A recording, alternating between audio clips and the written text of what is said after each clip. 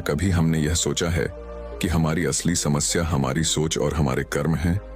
आज मैं आपको एक ऐसी प्रेरणादायक कहानी सुनाने जा रहा हूं जो न सिर्फ आपकी सोच को बदल देगी बल्कि आपको यह भी सिखाएगी कि किस्मत के भरोसे बैठने से कुछ नहीं होता। हमारी किस्मत तभी बदलती है जब हम अपने कर्मों में विश्वास रखते हैं। तो चलिए जानते हैं कि कैसे मेहनत और सही दिशा में किए गए कर्म जीवन को बदल सकते हैं। ध्यान से सुनिए, क्योंकि ये कहानी आपकी जिंदगी बदलने की ताकत रखती है। बहुत समय पहले की बात है। एक नगर में महात्मा बुद्ध ठहरे हुए थे। तभी वहां पर एक किसान आया और वह महात्मा बुद्ध से कहता है, हे बुद्ध, मेरी किस्मत बहुत खराब है। काम करता हूं वो सब बिगड़ जाता है। मुझे मेरी मेहनत का कोई फल नहीं मिल पाता। मैं एक किसान हूं, मैं खेती करता हूं, लेकिन मेरी फसल कभी अच्छी नहीं हो पाती और इसी वजह से मैं बहुत परेशान रहता हूं। पता नहीं क्यों मेरे साथ ही ऐसा क्यों होता है। इसके उपाय के लिए मैंने कई साधु संतों से बात की, कई ज्ञानियों से उनकी राय ली। उन्होंने जो कुछ भी कहा मैंने वह सब कुछ किया। मैंने सभी तरह के अनुष्ठान, पूजा पाठ और यहां तक कि हर प्रकार के कार्य करके देख लिए, लेकिन फिर भी मुझे इसका कोई लाभ ही नहीं मिल रहा।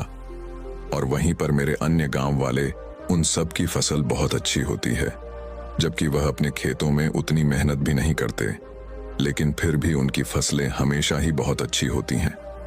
मैंने सुना है कि आप सभी की समस्या का समाधान करते हैं, इसीलिए मैं आज आपके पास आया हूं। क्या आप मेरी समस्या का समाधान कर सकते हैं? हे तथागत, क्या आप मेरी किस्मत बदल सकते हैं?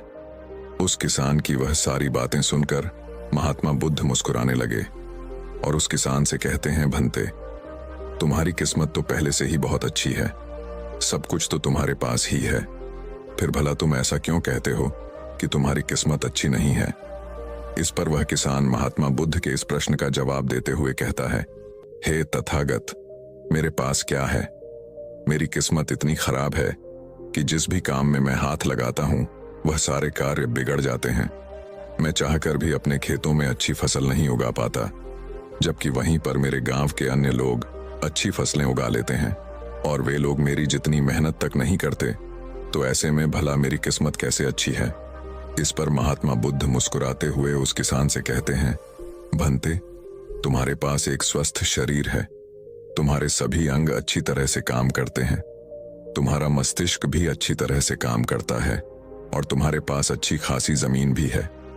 भला तुम्हारे पास किस चीज की कमी है? अगर ऐसे देखा जाए तो तुम्हारी किस्मत तो बहुत अच्छी है। इस पर वो किसान महात्मा बुद्ध से कहता है, हे तथागत, मेरी समस्या यह नहीं है। मेरी समस्या तो यह है कि जिन भी कार्यों में मैं हाथ डालता हूं वह कार्य बिगड़ क्यों जाते हैं। रही बात जमीन, अच्छा शरीर, अच्छा मस्तिष्क और अच्छे अंगों की, तो वह तो सभी के पास है। मेरे सभी गांव वालों के पास भी है और उनके पास अच्छी जमीन भी है और तो और उनके पास अच्छी फसल भी है। इसी कारण वे लोग हमेशा सुखी रहते हैं। लेकिन मेरे खेतों में तो अच्छी फसल हो ही नहीं पाती। हर वर्ष मुझे एक भारी नुकसान झेलना पड़ता है। क्या आप मुझे कोई इसका उपाय बता सकते हैं? क्या ऐसा कोई मंत्र, क्या ऐसा कोई तरीका है जिससे मेरी किस्मत एक बार फिर से चमक जाए? इस पर महात्मा बुद्ध उस किसान से कहते हैं, ठीक है, यदि तुम कोई उपाय चाहते हो या कोई मंत्र चाहते हो तो वह मैं तुम्हें अवश्य ही दूंगा, लेकिन उससे पहले मुझे यह बताओ, क्या तुम्हें पता है तुम्हारे खेत में खजाना है? ये सुन वह किसान थोड़ा आश्चर्यचकित हुआ और वह महात्मा बुद्ध से तुरंत ही बोल पड़ा, हे बुद्ध, आप ये क्या कह रहे हैं? मेरे खेत में खजाना है और यह मुझे पता तक नहीं। बताइए, वह खजाना कहाँ है? मैं अभी उसे जाकर निकाल लूंगा। बताइए बुद्ध, वो खजाना कहाँ है? इस पर महात्मा बुद्ध उस किसान से कहते हैं, भंते, वह खजाना तुम्हें ऐसे नहीं मिलने वाला। उसके लिए तुम्हें मेरा कार्य करना होगा। मैं तुम्हें जैसा जैसा कहूंगा तुम्हें वैसा ही करना होगा, तब जाके तुम्हें वह खजाना अवश्य मिल पाएगा। उस किसान ने महात्मा बुद्ध की सारी बातें सुनी और उसके बाद वह किसान महात्मा बुद्ध से कहता है, हे तथागत, बताइए मुझे क्या करना होगा? आप जैसा कहेंगे मैं वैसा करने के लिए तैयार हूं, लेकिन मुझे बता दीजिए, मैं जो भी काम करता हूं वो सब बिगड़ जाता है। मुझे मेरी मेहनत का कोई फल नहीं मिल पाता। मैं एक किसान हूं, मैं खेती करता हूं, लेकिन मेरी फसल कभी अच्छी नहीं हो पाती और इसी वजह से मैं बहुत परेशान रहता हूँ। पता नहीं क्यों मेरे साथ ही ऐसा क्यों होता है। इसके उपाय के लिए मैंने कई साधु संतों से बात की, कई ज्ञानियों से उनकी राय ली। उन्होंने जो कुछ भी कहा मैंने वह सब कुछ किया। मैंने सभी तरह के अनुष्ठान, पूजा पाठ और यहाँ तक कि हर प्रकार के कार्य करके देख लिए, लेकिन फिर भी मुझे इसका कोई लाभ ही नहीं मिल रहा।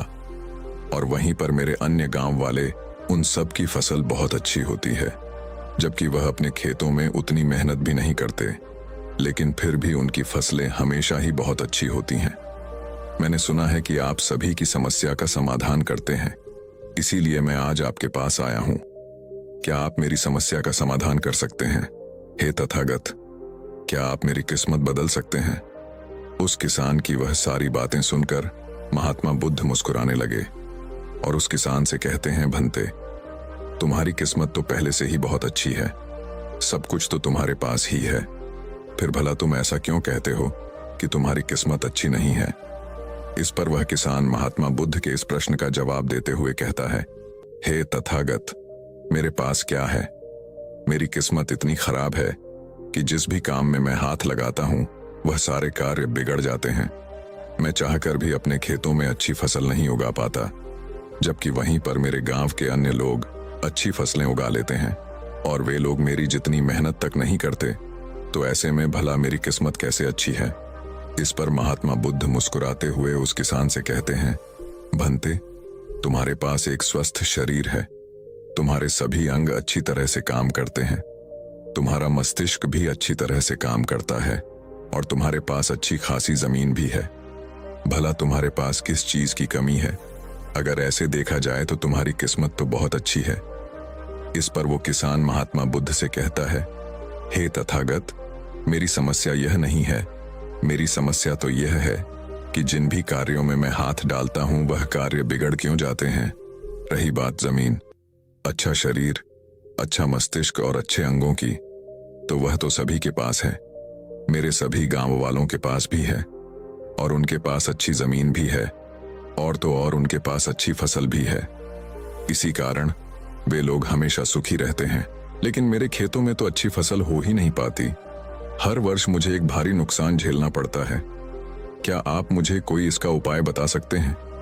क्या ऐसा कोई मंत्र, क्या ऐसा कोई तरीका है जिससे मेरी किस्मत एक बार फिर से चमक जाए?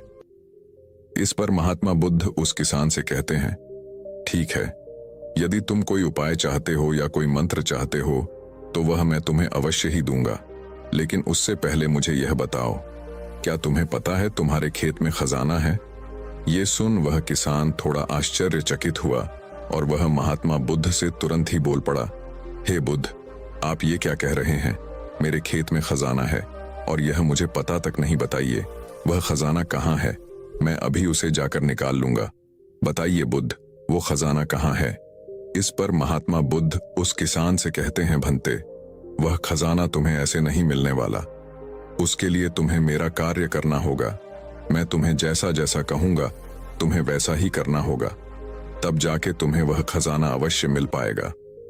उस किसान ने महात्मा बुद्ध की सारी बातें सुनी और उसके बाद वह किसान महात्मा बुद्ध से कहता है, हे तथागत, बताइए मुझे क्या करना होगा?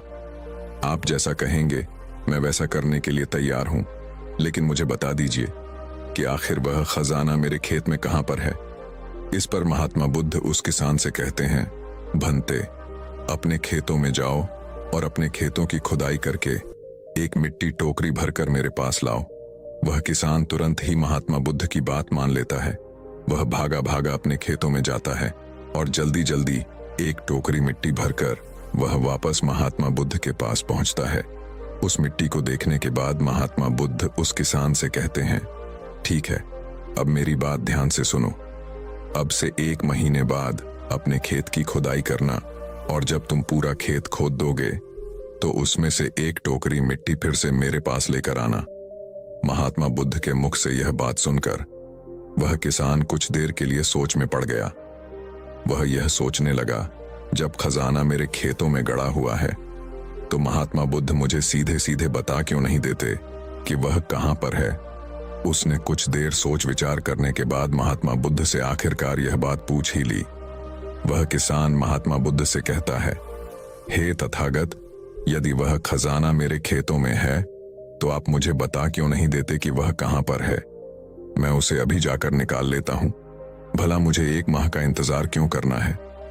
आखिर इसकी क्या जरूरत है? इस पर महात्मा बुद्ध बड़े शांत स्वर से उस किसान से कहते हैं, भंते, हर कार्य का एक समय होता है और वह कार्य यदि उचित समय पर किया जाए तो वह हमें उचित और शुभ फल देता है। तुम चाहते हो तो मैं तुम्हें खजाना बता देता हूं कि वह खजाना तुम्हारे खेतों में कहां गड़ा हुआ है। लेकिन एक पल के लिए यह भी सोच लो, अगर तुम अभी उस खजाने को पाने की कोशिश करोगे तो हो सकता है कि तुम्हारे हाथ तो कुछ भी ना आए। सोच लो, तुम अभी उस खजाने को पाना चाहते हो या 1 महीने के बाद? सबसे पहले अपनी वीडियो को अपलोड करने के बाद तुरंत पब्लिश नहीं करना है। महात्मा बुद्ध के मुख से यह सारी बातें सुनकर वह किसान कुछ देर के लिए सोच विचार में पड़ गया और फिर वह महात्मा बुद्ध से कहता है, हे तथागत, आप जैसा कहेंगे मैं वैसा ही करूंगा। इतना कहकर वह महात्मा बुद्ध को प्रणाम करके वापस घर लौट जाता है। वह जैसे तैसे अपने मन को मार तो लेता है, अपनी इच्छाओं को दबा तो लेता है, किंतु अब भी उसका मन बहुत बेचैन था। वह उस खजाने को जल्द से जल्द पाना चाहता था। रात में उसे खजाने के सपने आया करते थे। वह दिन भर केवल खजाने के बारे में ही सोचता रहता था। जब भी वह खेत जाता तो एक किनारे पर बैठता और उस खजाने के बारे में सोचने लग जाता। दिन भर हर समय उसके मन में केवल खजाना पाने के विचार ही चलते रहते। वह यह सोचता रहता कि जब मुझे खजाना मिल जाएगा तो मैं तो इस नगर का सबसे अमीर आदमी बन जाऊंगा। मेरे पास सारे ऐशो आराम होंगे और मैं अपना जीवन आनंदमय बिताऊंगा। मुझे किसी चीज की कोई कमी नहीं होगी। देखते ही देखते ऐसे ही करीब 1 माह बीत गए और वह अपने खेतों में गया और उसने अपने खेतों में से एक टोकरी मिट्टी खोदी। उस टोकरी में भरकर वह महात्मा बुद्ध के पास पहुंचा और महात्मा बुद्ध से कहता है, हे तथागत, यह लीजिए एक टोकरी मिट्टी जो मैंने अपने खेत से लाई है। अब बताइए वह खजाना कहां पर है? इस पर महात्मा बुद्ध उस किसान से कहते हैं, क्या तुमने अपना सारा खेत खोद दिया? इस पर वो किसान महात्मा बुद्ध से कहता है, नहीं तथागत, आपने कहा था केवल एक टोकरी मिट्टी ही आपको चाहिए, इसलिए मैंने केवल एक टोकरी मिट्टी ही निकाली। भला उसके लिए मुझे पूरा खेत जोतने की क्या जरूरत है? बस आप मुझे यह बता दीजिए कि वह खजाना मेरे खेतों में कहां पर गड़ा हुआ है। मैं जाकर वहीं पर खोदूंगा और वह खजाना निकाल लूंगा। इस पर महात्मा बुद्ध उस किसान से कहते हैं, भंते, वह खजाना पूरा खेत जोतने से ही मिलेगा। यदि तुम अपना खेत नहीं जोतोगे तो वह खजाना कभी नहीं बाहर आने वाला। अब सोच लो तुम्हें क्या करना है। इस पर वह किसान एक बार फिर कुछ देर के लिए सोच विचार में पड़ जाता है और वह यह तय करता है कि वह जाकर अपने खेत को जोतेगा। इसलिए वह महात्मा बुद्ध को प्रणाम करके वापस घर लौट जाता है और अगले ही दिन वह अपना सारा खेत जोतकर एक बार फिर से एक टोकरी मिट्टी भरकर महात्मा बुद्ध के समक्ष पहुंच जाता है। तभी महात्मा बुद्ध उस किसान से कहते हैं, भंते, अभी तुम्हारा खेत ठीक से नहीं जोता गया है। जाकर एक बार फिर कोशिश करो, एक बार फिर अपने खेतों में हल चलाओ। इस पर वह किसान महात्मा बुद्ध से कहता है, हे तथागत, मेरे पास हल नहीं है, बल्कि मैं खुद से ही हल की जगह पर खेत जोतता हूं। इस पर महात्मा बुद्ध उस किसान से कहते हैं, कोई बात नहीं भंते, एक बार फिर परिश्रम करो और इस परिश्रम का फल तुम्हें अवश्य मिलेगा। वह किसान महात्मा बुद्ध की बात मान लेता है और वह एक बार फिर से अपने खेतों में मेहनत करता है। वह एक बार फिर से हल चलाता है और एक टोकरी मिट्टी लेकर वह महात्मा बुद्ध के समक्ष फिर से उपस्थित हो जाता है। मिट्टी देखकर महात्मा बुद्ध उस किसान से कहते हैं, हाँ अब ठीक है, किंतु अब तुम्हें मेरा दूसरा कार्य करना होगा। इतना कहकर महात्मा बुद्ध उस किसान से कहते हैं, जाओ और अपने खेतों में उन फसलों की बीज डालो जिन फसलों को तुम उगाना चाहते हो। इस पर वह किसान थोड़ा अचरज में महात्मा बुद्ध से कहता है, हे तथागत, आपने तो खजाने की बात की थी, फिर बीच में यह फसल कहां से आ गई? इस पर महात्मा बुद्ध उस किसान से कहते हैं, भंते, अगर तुम्हें खजाना चाहिए तो तुम्हें मिट्टी में बीज तो डालने ही होंगे। इस पर वह किसान महात्मा बुद्ध से कहता है, हे तथागत, आप जैसा कहेंगे मैं वैसा करने के लिए तैयार हूं। किंतु यदि मैं अभी बीज लेने जाऊंगा तो वो मुझे महंगे पड़ेंगे और अभी मेरे पास इतना धन भी नहीं है। यदि मैं कुछ समय बाद उसे लेने जाऊंगा तब वह मुझे सस्ते मिल सकते हैं। इस पर महात्मा बुद्ध उस किसान से कहते हैं, भंते, मैंने तुम्हें कहा था यदि हम किसी कार्य को सही समय पर करते हैं तो हमें उचित लाभ मिलता है, किंतु अगर वही कार्य उस समय पर नहीं होता तो उसका फल हमें नहीं मिल पाता। इसीलिए आज ही जाओ और अपने खेतों में बीज डालो। वह किसान महात्मा बुद्ध की बात मान लेता है। वो महात्मा बुद्ध को प्रणाम करके बीज लेने निकल जाता है। बीज लाकर वह अपने खेतों में भी डाल देता है और फिर वह महात्मा बुद्ध के पास वापस पहुंचता है और बुद्ध से कहता है, हे तथागत, आपने जैसा कहा था मैंने वैसा ही किया। अब मुझे बताइए कि आखिर मेरे खेतों में वह खजाना कहाँ पर है ताकि मैं उसे निकाल सकूं। इस पर महात्मा बुद्ध मुस्कुराने लगे और उस किसान से कहते हैं, भंते, अभी तो तुम्हें एक और कार्य करना है, उसके बाद वह खजाना तुम्हें खुद ब खुद दिखेगा। किसान महात्मा बुद्ध से कहता है, हे तथागत, बताइए अब वह कौन सा काम है जो मुझे करना है। इस पर महात्मा बुद्ध किसान से कहते हैं, जो भी बीज तुमने अपने खेतों में डाले हैं अब से तुम्हें उनकी देखभाल करनी है। उन्हें प्यार से सींचना है और देखना उन्हें कोई तकलीफ ना हो, वह स्वस्थ रहे, उन्हें कोई बीमारी या कीड़ा ना लगे। यदि ऐसा हुआ तो तुम्हें वह खजाना नहीं मिल पाएगा।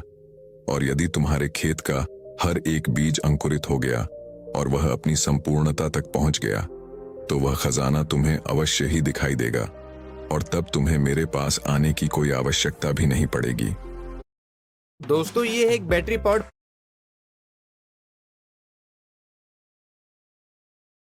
महात्मा बुद्ध की सारी बातें मान ली और उसके बाद वह महात्मा बुद्ध को प्रणाम करके वापस घर लौट गया। अब से वह अपने खेतों की देखरेख करने लगा। उस किसान ने अपने खेतों पर पूरा ध्यान दिया, किंतु अब भी उसे सपनों में वह खजाना ही नजर आता था और वह मन ही मन सोचता था कि बस एक बार यह फसल पूरी तरह से स्वस्थ हो जाए तो वह खजाना भी मुझे मिल ही जाएगा। इसी सोच के साथ वह उन फसलों की देखरेख में दिन रात लगा रहता। उसने अपनी फसलों पर किसी प्रकार की कोई विपदा नहीं आने दी और देखते देखते वह दिन भी आ गया जब उसकी फसल उसके खेतों में लहलहा रही थी। तभी उसे महात्मा बुद्ध की बात याद आई। महात्मा बुद्ध ने कहा था कि जब तुम्हारी फसलें तैयार हो जाएंगी तो तुम्हें तुम्हारा खजाना भी मिल जाएगा। ये बात याद आते ही उस किसान की आंखों में आंसू आ गए। जो खजाना उसके खेतों की जमीन में हुआ था वह बाहर आ चुका था। उसके जैसी फसल उसके गांव में किसी की नहीं हुई थी। उसकी फसल से उसके सभी कर्ज भी पूरे होने वाले ही थे और सभी गांव वाले उसकी मेहनत को देखकर बहुत खुश थे और उस किसान की तारीफ कर रहे थे। लेकिन तभी उस किसान को महात्मा बुद्ध की याद आई और वह खुद को महात्मा बुद्ध के समक्ष पहुंचने से रोक ना पाया। वह तुरंत ही महात्मा बुद्ध के चरणों में जा गिरा और उनसे कहने लगा, हे तथागत, आपने जो खजाना मुझे बताया था वो मुझे मिल गया है, लेकिन मुझे यह बात नहीं पता चल रही कि वह खजाना मुझे पहले क्यों नहीं मिला। इस पर महात्मा बुद्ध उस किसान से कहते हैं, भंते, हमेशा किस्मत को दोष देना सही नहीं होता। पहले तुम अपनी किस्मत को सही करने में लगे हुए थे, लेकिन तुम यह भूल रहे थे कि तुम्हारी किस्मत तो पहले से सही थी। तुम सही काम नहीं कर पा रहे थे। तुम चाहते थे कि तुम्हारे कर्म किए बिना ही तुम्हारी फसल सबसे उत्तम हो, लेकिन उसी वक्त मैंने तुम्हें खजाने का लालच दिया और खजाने के लालच में ही सही, लेकिन जब तुमने सही समय पर सही काम किया तो तुम्हें सही फल भी मिला। और जो तुम्हारे पास सबसे उत्तम चीज है, जो तुम्हारे पास असली खजाना है, वह तुम्हारा शरीर ही है। इस शरीर के माध्यम से हम इस दुनिया में जो चाहे वह पा सकते हैं, लेकिन यहाँ पर तो हर कोई अपनी किस्मत का रोना रोने में लगा हुआ है। यहाँ तक कि उन्हें अपने कर्मों में विश्वास ही नहीं है, तो ऐसे लोग भला अपने लक्ष्य तक कैसे पहुंच सकते हैं। इस पर वह किसान महात्मा बुद्ध से प्रश्न करते हुए कहता है, हे तथागत, तो क्या किस्मत जैसी कोई चीज नहीं होती। इस पर महात्मा बुद्ध मुस्कुराने लगे और उस किसान से कहते हैं, भंते, किस्मत क्या है, किस्मत हमारे ही सत्कर्म है और यह सत्कर्म ही हमें ऊर्जा और शक्ति प्रदान करते हैं ताकि हम सही दिशा में कार्य कर सके और इन कार्यों से ही हम अपने जीवन के लक्ष्य को प्राप्त भी कर सकते हैं। महात्मा बुद्ध के मुख से यह उपदेश सुनकर वह किसान महात्मा बुद्ध के चरणों में जा गिरा और उनसे कहने लगा, हे तथागत, मुझे आज पता चल गया है कि मेरी किस्मत खराब नहीं थी, मेरे तो कर्म ही खराब थे, किंतु मैं आज आपको वचन देता हूं कि आज से मैं अपनी किस्मत को कभी खराब नहीं कहूंगा, अपने कर्मों को सुधारूंगा और सभी कार्य सही समय पर करूंगा। इतना कहकर वह किसान महात्मा बुद्ध को प्रणाम करके वापस घर लौट गया। दोस्तों, हम में से अधिकांश लोग यही करते हैं। वे लोग हमेशा अपनी किस्मत को दोष देते रहते हैं, लेकिन वो कभी भी अपने कर्मों पर ध्यान नहीं देते। वो यह नहीं सोचते कि क्या उन्होंने अपने लक्ष्य को पाने के लिए जो कर्म करने चाहिए थे वो कर्म किए हैं या नहीं, कहीं उसमें कोई कमी तो नहीं रह गई, और अगर उसमें कोई कमी थी तो क्या उस कमी को दूर करके क्या उस लक्ष्य को प्राप्त किया जा सकता था। और यह सब हम तब सोच पाएंगे, तब समझ पाएंगे जब हम अपनी किस्मत को दोष देना बंद कर देंगे। लेकिन हम तो अपने आप को सही और अपने किस्मत को गलत ठहराना चाहते हैं। हम किसी ऐसे को चाहते हैं जो हमारी गलतियों का ठेका ले ले, और इसीलिए हम अपनी किस्मत को हमेशा दोष देते रहते हैं ताकि हमें कभी किसी के सवालों का कोई जवाब ही ना देना पड़े। और इस तरह से हम उस समस्या से भी निकल जाते हैं और हम कभी पीछे पलटकर यह नहीं देखते कि क्या हमने उस लक्ष्य को पाने के लिए हर मुमकिन कोशिश की थी या नहीं। हमसे कहीं पर कोई गलती तो नहीं हुई थी, क्योंकि हमें तो लगता है कि यह सब तो किस्मत का खेल है और भला किस्मत से कौन जीत सकता है। आपने अपने आसपास भी ऐसे कई लोगों को देखा होगा जो लोग अपने लक्ष्य को प्राप्त ना कर पाने पर रोते हैं, चिल्लाते हैं, और जब उनसे कोई उनकी असफलता का कारण पूछता है तो वह यही कहते हैं कि वह तो मेरी किस्मत में था ही नहीं। लेकिन यहाँ पर आप एक वास्तविकता भूल रहे हैं। इस दुनिया में ऐसे कई सारे लोग हैं जो अपने कर्म पर ध्यान देते हैं।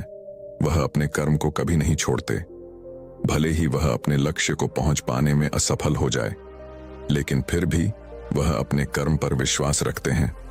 और जो लोग अपने कर्म पर विश्वास रखते हैं वह लोग कभी यह नहीं कहते कि उनकी तो किस्मत ही खराब थी, बल्कि वह दोबारा फिर से एक बार पूरी शक्ति से उस लक्ष्य को पाने की कोशिश करते हैं। और यह कोशिश वह तब तक करते रहते हैं जब तक कि उन्हें उनका लक्ष्य मिल नहीं जाता।